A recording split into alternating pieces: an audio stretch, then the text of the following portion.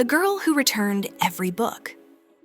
In a quiet town tucked between two forested hills, there was a library no one talked about. Not because it was forgotten exactly, but because forgetting it had become tradition. Like the rusted clock tower that hadn't chimed in years, or the diner with the flickering neon sign that spelled open even when it wasn't. The library was just there, a landmark without a purpose, a story without a reader. It wasn't hidden. In fact, it sat plainly at the end of Main Street, where the pavement turned into gravel and the sidewalks thinned into wild grass. Its bricks were a weathered, flaking red, faded like the final pages of an old book. Ivy climbed one side of the building like it was trying to remember how to breathe. And the green shutters?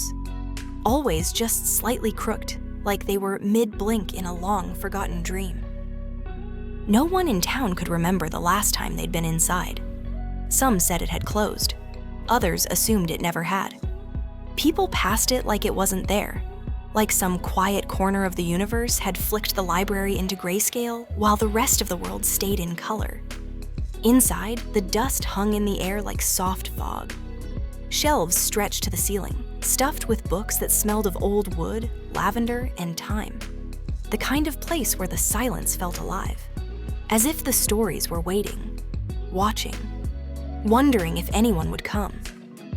The librarian was an elderly man named Mr. Ellery. He had a gentle stoop, the kind you earned from decades of bowing to shelves and stories. He wore suspenders that always matched his socks and a wool vest dotted with tea stains and ink smudges. His fingers were perpetually dusted with paper residue, and his reading glasses sat low on the bridge of his nose, like they too had grown tired of waiting. He didn't use a computer. He used a typewriter with keys that clicked like old bones, and a ledger so full of careful handwriting it looked like a secret language. He brewed tea so strong it could raise the dead, or at least wake up a very tired chapter. And every morning at precisely 7:58 a.m., never a minute later, never a second early, he unlocked the big oak door, flipped the sign to open, and waited. But no one ever came. Not for years. Not until the girl. She appeared on a Tuesday. A drizzle had misted the windows, and the clouds were stacked in low gray layers, like someone had shelved them carelessly across the sky. Mr. Ellery had just set down his third cup of tea when the door creaked open, and there she was. She couldn't have been more than 10 or 11. A tangle of dark curls that hadn't been brushed in a day or two. A coat one size too big. A backpack so enormous it shifted her center of gravity, making her lean forward slightly, like someone chasing something just out of reach. Her sneakers were damp. Her cheeks were pink. But her eyes? Those eyes were wide and curious and completely unafraid. There was a spark in them. The kind of spark that only lives in people who haven't yet been told what not to believe in. She stepped inside like she already belonged there. And in a voice as steady as a page turning, she asked, "Do you have books about the moon?" Mr. Ellery blinked behind his glasses, adjusting them with a practiced touch. "I have books about everything," he said softly. Norah's lips curved into a smile, not wide, not dramatic, just a knowing tilt, as if she had expected that answer all along. She returned the next day, and the day after that, then again the following week. What started as curiosity became ritual. The bell above the door jingled every afternoon at 3:17 p.m. like clockwork. She'd drop her backpack by the reading chair near the tall windows, dust motes dancing like snow in the golden slant of light, and whisper hello to the shelves before choosing her next book. For a week, then a month, then a year. She never missed a day, not once. Each book she borrowed was returned exactly on time. Never late, never dog-eared, never creased. She placed them gently on the counter like they were fragile treasures, her fingers lingering just long enough to say goodbye. "I like that they always end," she told Mr. Ellery one evening as rain tapped softly at the windows. "Even the sad ones. It means they were trying to say something." And each time she came, something strange began to happen. It was subtle at first. The windows, once fogged and speckled with time, began to clear. The light inside stretched a little farther, reached a little deeper. The air grew warmer, like the dust had stopped holding its breath. Then one day, the old pendulum clock on the far wall, silent since the mayor's father was a boy, began to tick again. Slow, measured, alive. The books no longer sat heavy on their shelves. They leaned slightly, eager. The stories inside had begun to stir, as though they'd been waiting for her, waiting to be believed in again.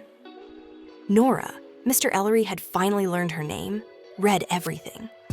Greek myths and Norse sagas, train manuals and cloud atlases, a cookbook written entirely in French that she carried around for weeks, even though she admitted she didn't understand a word of it. She never took more than one book at a time. Books get lonely. She explained once, balancing a hardcover on her knees. I want to make sure they know I'm paying attention. Mr. Ellery found himself smiling again. A rare thing, like sun in November, like a forgotten song remembered without warning. He started baking again, just small batches of shortbread that he left wrapped in napkins beside the counter. He rewound the grandfather clock every morning. He began writing again too. Little poems, letters, ideas. Sometimes he didn't even realize he was humming. It had been years since anyone brought that kind of life into the library. Then, one rainy Thursday, Norah didn't come. At first, he assumed she was late. The storm was heavy after all. But the next day passed, and the day after that. No bell above the door, no whisper to the shelves, no book gently returned to the desk. Mr. Ellery kept waiting. The tea grew cold. The typewriter stayed silent. Even the clock on the wall ticked a little softer, like it too was holding its breath. On the fourth day, just as he was closing the shutters, the door creaked open. Norah stood there, soaked to the bone. Her curls hung like wet string. Her face was blotchy, the skin beneath her eyes a soft, puffy red. My dad's sick. She said quietly, her voice barely more than a breath. We're going away for a while. Mr. Ellery didn't ask where. He just nodded. She pulled a book from her bag, soft cover, slightly faded at the edges, and placed it on the counter. I finished it, she whispered. but I don't want to return it. Her voice trembled on the last word. Mr. Ellery blinked slowly. His hand hovered above the ledger, then gently rested on hers. It's okay. He said, his voice steady. Some stories are meant to be kept. Norah's lips twitched, almost into a smile, a grateful flicker of light behind the sadness. She hugged the book to her chest, nodded once, and turned toward the door. And then she was gone. The bell chimed softly behind her, the sound echoing in the quiet like the turning of a final page. Spring turned to summer, the kind of summer that hummed with cicadas and carried the scent of sun-warmed grass through the cracks in old wood. The kind where children ran through sprinklers and popsicle sticks, collected like bookmarks on sidewalks. But the library, it went quiet again. Not all at once, but gradually, like a lantern dimming.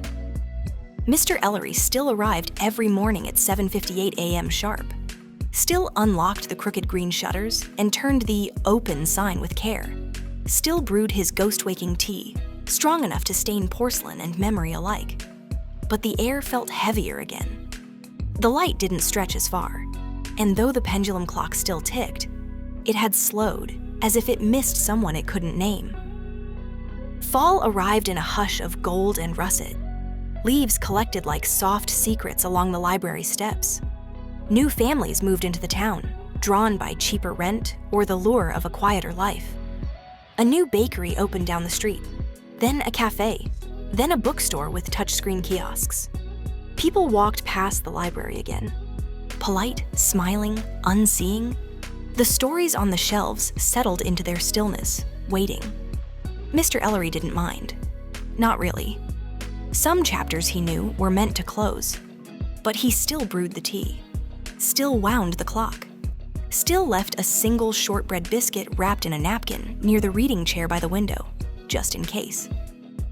Years passed like pages turned slowly, until one Tuesday morning, tucked among utility bills and catalogs, a letter arrived. Its envelope was heavy, made of that thick, creamy paper people don't seem to use anymore. The return address said it came from a university library, 3 provinces away. Mr. Ellery opened it carefully, his hands more unsteady now than they used to be. Inside was a photograph. Norah, older now, maybe 20, maybe a bit more. Her curls had grown out again, though still wild and full of motion. She was standing in front of a sign that read, Children's Reading Center, Grand Opening. Behind her were shelves stacked with books, beanbag chairs in every color, and a mural of stars and stories painted across the walls. And beneath the photo, written in the same looping script she used to sign her checkout slips. Dear Mr. Ellery, I kept the book, but I never stopped returning the stories. Thank you for giving me the first one. Mr. Ellery stared at the letter for a long time. The tea had gone cold again, but he didn't mind. Outside, a breeze danced through the trees, rustling the leaves like pages in a story still being written. And in that moment, the old librarian smiled. Not a smile of joy or pride, but something quieter, something deeper. The kind of smile that only comes when you realize that even the smallest chapter can echo forever. The seasons turned again. The world outside moved on. But inside that little library at the end of Main Street, something remained. A kind of quiet magic. The kind that lingers in places most people forget to look. Mr. Ellery placed the photo gently on the checkout desk, right next to his typewriter. He didn't frame it. He didn't need to. Some stories don't belong behind glass. They live better in the spaces between silence and memory.